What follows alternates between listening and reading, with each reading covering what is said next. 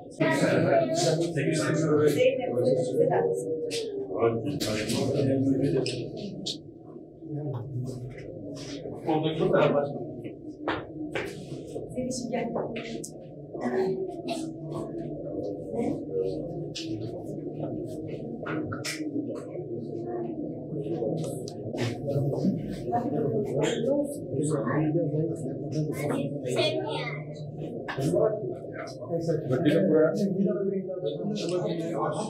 Vekilim. Başkanım bu tarafa bakabilir misiniz? Önce buraya da bakın. Vekilim buraya bakın.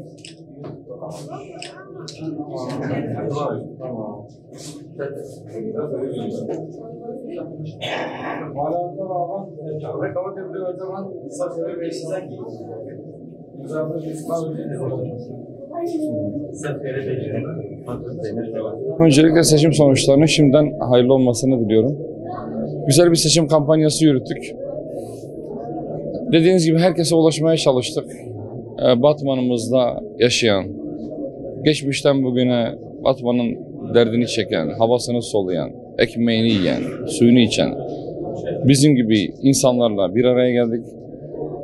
Ne yapmak istediğimizi, nasıl yapmak istediğimizi hem yüz yüze, hem toplu etkinliklerle, hem sosyal medya üzerinden, hem de bütün medya araçlarını kullanarak ifade etmeye çalıştık. Sanırım istediğimizi yaptık. Yani dün gece yarısından sonra ekibimizle oturduğumuzda eksik bir şey bıraktık mı diye sorduk. Elhamdülillah bırakmadık.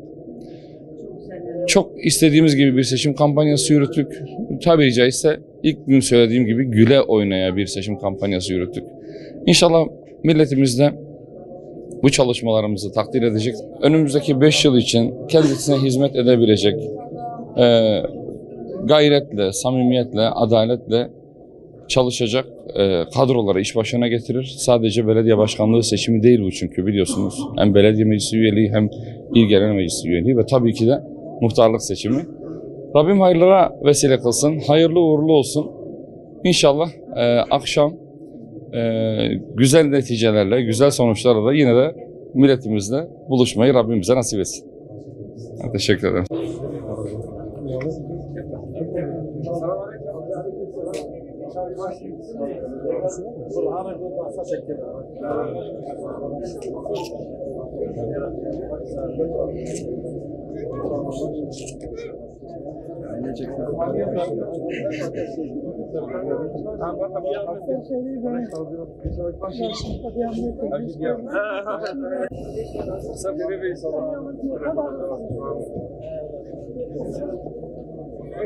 Mal batmıyor ve ek var. Epey gel akar. Böyle ki? Hep ailecek.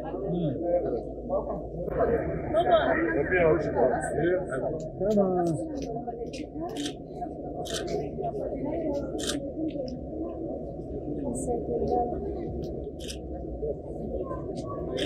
Size sıkış. Gel. Merhaba abi. Öğretim abi. Fotoğraflarını